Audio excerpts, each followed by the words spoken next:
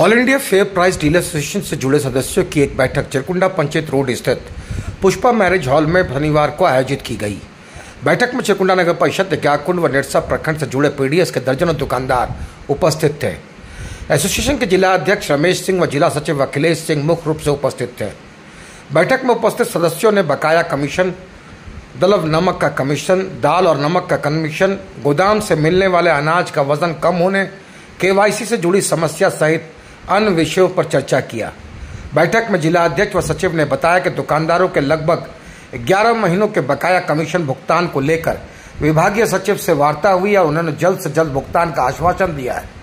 जिला स्तरीय दोनों अधिकारियों ने कहा कि इस माह तक आश्वासन के अनुरूप इंतजार किया जाएगा।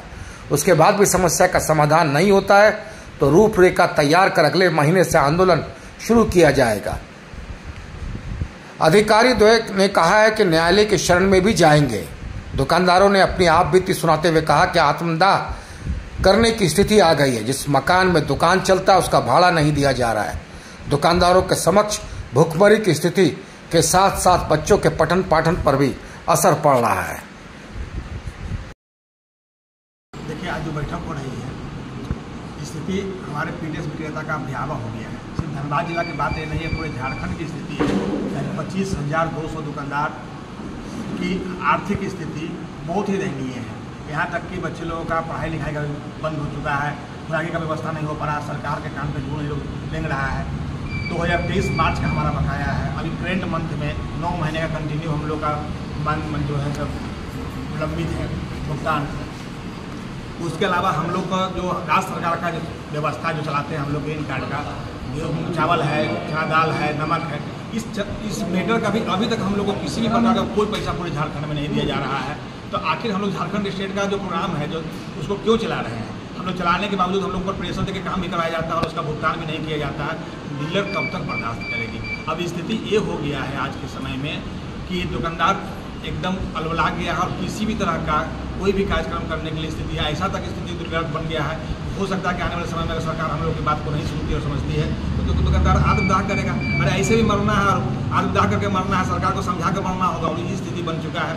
क्योंकि यानी आपको लोग को बता दिया जाए, जब से फूड सिक्योरिटी एक्ट लगा है 2014 से, उसमें एक प्रोविजन है, लिखा हुआ है कंप्लीट कि आप जो भी हम लोग राशन वितरण करेंगे उसका पूर्व भुगतान हम लोग को कर दे, जो भी कमीशन का भुगतान। लेकिन सरकार आज सोच लीजिए कि आज स्थिति ये हो गई है कि 12 साल होने जा रहा है फूड सिक्योरिटी एक्ट लगे हुए, लेकिन उसका कोई भी आज तक ऐसा कभी नहीं हुआ है कि हम लोग को एडवांस में पैसा दिया गया हो।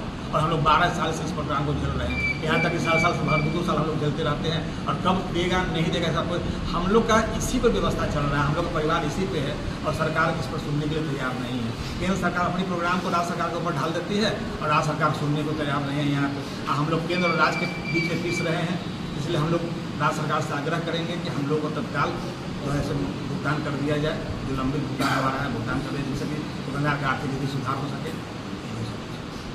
बहुत सा ऐसा ज्वलंत मुद्दा है जिसके चलते डीलर बहुत परेशान है।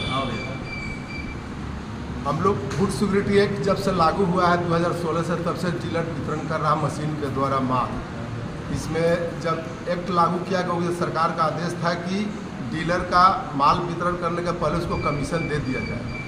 और कमीशन का ही स्थिति है कि अभी हम लोग का 9 महीने का कमीशन तो हम लोग का ऐसे अभी करेंट का इस साल का नहीं दिया है सरकार। 2023 का कुछ का कमीशन बाकी है। 2-3 साल से चना दाल, आपको नमक, ग्रीन कार्ड का इस सब का कमीशन नहीं दिया है।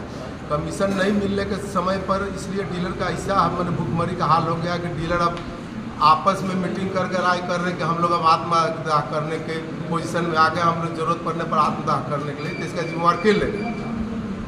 आज डीलर भूखे मरने से सोच रहे हैं कि हम भुगतान नहीं होने के चलते डीलर का बच्चा का स्कूल का पैसा, दुकान का भाड़ा, बहुत तरह का ऐसा परेशानी हो गया है। और सरकार की जितना योजना है इसको डीलर लागू कर रहा और सारा आरोप डीलर पर आ रहा। अभी केवाईसी का एक चल रहा है, केवाईसी नहीं पब्लिक करा रहा तो इसमें डीलर दोषी दिया जा रहा है। डीलर को धमकी दिया जा रहा है कि दुकान सस्पेंड करेगा। तो डीलर इसमें दोषी कहाँ पर है? केवाईसी नहीं हो रहा तो जो जेन्युइन आदमी है केवाईसी करवा लिए, जिनका बेटा बेटी का शादी हो गया, जो बूढ़ा बूढ़ी मर गया लोग, जो लड़का लड़की हैदराबाद और बाहर कहीं चला गया, केवाईसी करने नहीं आ रहा। सरकार के लगे सारा आंकड़ा, सरकार उसको रद्द कर देवे। इस पर डीलर का दोषी क्यों दिया जा रहा है? जो आदमी राशन 3 साल 2 साल 6 महीना से राशन नहीं उठा रहा लोग, इसके लिए डीलर को दोषी दिया।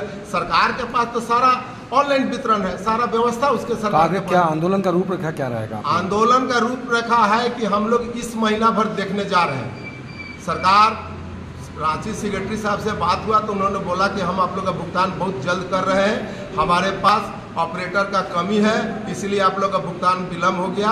उन्होंने 5 ऑपरेटर और नया बहाल किए हैं जो ऑपरेटर लोग सारा अप टू डेट कर रहे हैं। अगर इस महीना भुगतान नहीं होता है तो आगे महीना से आंदोलन हम लोग सरकार के योजना पर, सरकार का जो भी मेरा भुगतान बाकी उसके ऊपर हम लोग सुप्रीम कोर्ट में केस करने जा रहे हैं। केस पर अभी एक ही मुद्दा हम लोग अब कैसे करेंगे सरकार के पर। क्या नाम हुआ आपका? हमारा नाम रमेश सिंह हुआ, हम फेयर प्राइस डीलर एसोसिएशन के अध्यक्ष है धनबाद जिला।